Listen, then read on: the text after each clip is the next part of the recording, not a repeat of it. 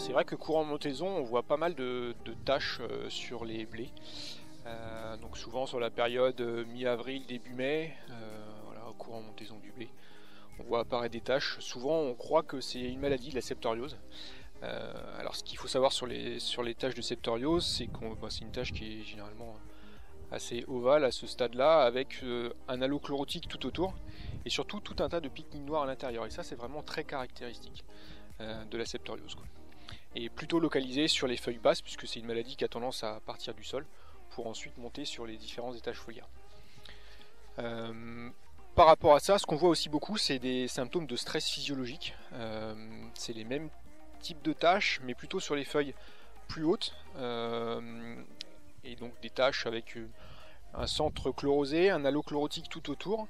Et la différence par rapport à la septoriose, c'est qu'on n'a pas ces fameux piquings noirs à l'intérieur. Et ça, c'est vraiment la différence principale.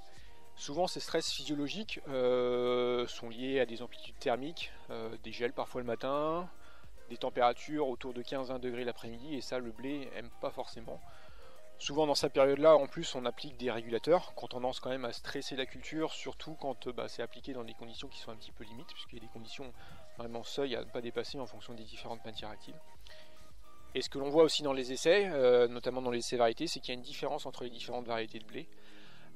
Des variétés qui sont plus ou moins sensibles. Alors il y a peut-être une notion de stade aussi au moment de justement l'arrivée de ce stress. Mais on voit que des variétés comme KVS Extase, Sacramento ou Si Admiration sont plus sensibles que des variétés comme Chevignon par exemple. Ce que l'on peut voir aussi apparaître comme type de tâches, c'est des tâches, des brûlures liées aux applications de solutions azotées.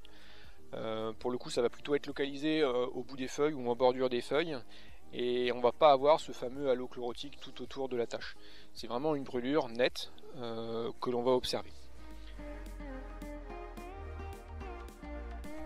Pour vérifier que ce sont des symptômes de maladie ou des taches physiologiques, on peut réaliser un test très simple.